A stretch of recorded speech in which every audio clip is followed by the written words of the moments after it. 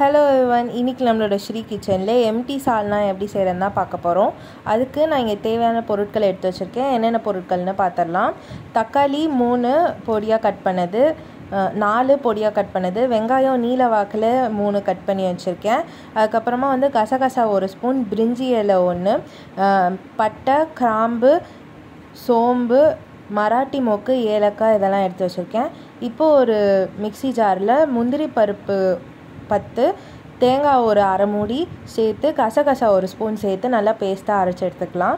இப்போது ஒரு கடாயில் கொஞ்சமாக எண்ணெய் ஊற்றிட்டு சோம்பு 1 ஸ்பூன் சேர்த்துக்கலாம்.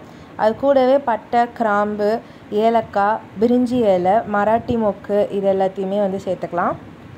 சேர்த்துட்டு சாட்டே பண்ணிடலாம். சாட்டே பண்ணதுக்கப்புறமா கொஞ்சமாக கருவேப்பிலை சேர்த்துக்கலாம். கருவேப்பிலை பொரிஞ்சதும் வெங்காயம், இங்கே நீல வாக்கில் கட் பண்ணி வச்ச வெங்காயமும் சேர்த்துக்கலாம். வெங்காயம் சேர்த்துட்டு வெங்காயத்தையும் நல்லா சாட்டே பண்ணிடுங்க. வெங்காயம் இந்த டிரான்ஸ்பரண்ட் ஆகிற வரைக்கும் இதை சாட்டே பண்ணோம். நான் இப்போ கொஞ்சமாக புதினா சேர்த்துக்கிறேன். சேர்த்துட்டு இஞ்சி பூண்டு பேஸ்ட்டு 1 ஸ்பூன் சேர்த்துக்கிறேன். தக்காளி பொடியாக கட் பண்ணி வச்சதையும் சேர்த்துக்கிறேன். வெங்காயமும் இஞ்சி பூண்டு பேஸ்ட்டும் நல்லா சாட்டே ஆகி இஞ்சி பூண்டு பேஸ்ட்டோட பச்சை வாசனை போனதுக்கப்புறமா தக்காளி சேர்த்துக்கணும். தக்காளி சேர்த்ததுக்கப்புறமா உப்பு கொஞ்சம் சேர்த்துக்கிறேன். உப்பு சேர்த்துட்டு மிளகாத்தூள் 1 ஸ்பூன், மஞ்சத்தூள் 1/4 spoon, coriander powder 2 spoon, coriander powder 3 spoon, அதுக்கப்புறமா கரம் மசாலா 1 ஸ்பூன் சேர்த்து நல்லா மிக்ஸ் பண்ணிவிட்டு, நம்ம அரைச்சி வச்சுருக்கிற அந்த தேங்காய் பேஸ்ட் இருக்கு இல்லையா, அதையும் சேர்த்து நல்லா மிக்ஸ் பண்ணி விட்டுடலாம். மிக்ஸ் பண்ணதுக்கப்புறமா நான் இங்கே ஒரு 2 கப் அளவுக்கு தண்ணி ஊற்றிக்கிறேன். தண்ணி ஊற்றிட்டு நல்லா மிக்ஸ் பண்ணிடணும்.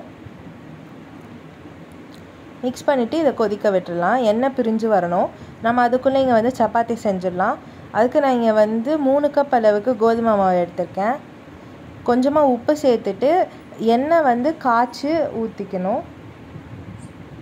4 ஸ்பூன் எண்ணெயை நான் அது மாதிரி சூடு பண்ணி காய்ச்சி நான் இதில் ஊற்றிக்கிறேன். அப்படி ஊற்றினா தான் நல்லா சாஃப்டாக வரும். அதுக்கு தான் நம்ம இந்த மாதிரி இந்த ஸ்டெப்பை ஃபாலோ பண்ணுறோம். இப்போ கொஞ்சம் கொஞ்சமாக தண்ணி ஊற்றி நம்ம அதை மிக்ஸ் பண்ணிக்கலாம். இப்போ பாருங்கள், சால்னாவில் நல்லா எண்ணெய் பிரிஞ்சு வந்துருச்சு. எண்ணெய் பிரிஞ்சு வந்ததுக்கப்புறமா புதினா கொத்தமல்லி சேர்த்து நம்ம இறக்கிடலாம். இப்போ நான் மாவும் பிசைஞ்சு ஒரு 1/2 அன் ஹவர் அதை ஊற வச்சுட்டேன். ஊற வச்சதுக்கப்புறமா நான் அந்த மாதிரி ஃபுல்லாக ரவுண்டாக உருட்டிக்கிறேன். உருட்டிட்டு நம்ம நார்மலாக எப்படி சப்பாத்தி தேய்ப்போமோ அதே மாதிரி சப்பாத்தி தேய்ச்சி கல்லில் போட்டு எடுத்துக்கலாம். இந்த மாதிரி கொஞ்சம் நல்லா ப்ரௌன் ஆனதுக்கப்புறம் தான் நம்ம எண்ணெய் ஊற்றணும். நம்ம முன்னாடியே எண்ணெய் ஊற்றிட்டோம் அப்படின்னா வரன்னு ஆகிடும். அதனால் ஃபஸ்ட்டு கொஞ்சம் அது குக் ஆனதுக்கப்புறம் எண்ணெய் ஊற்றி நம்ம இந்த மாதிரி எடுத்துக்கலாம். நம்ம அந்த எண்ணெய் காய்ச்சி ஊற்றுறனால சப்பாத்தி ஈவினிங் வரைக்குமே சாஃப்டாக இருக்கும்.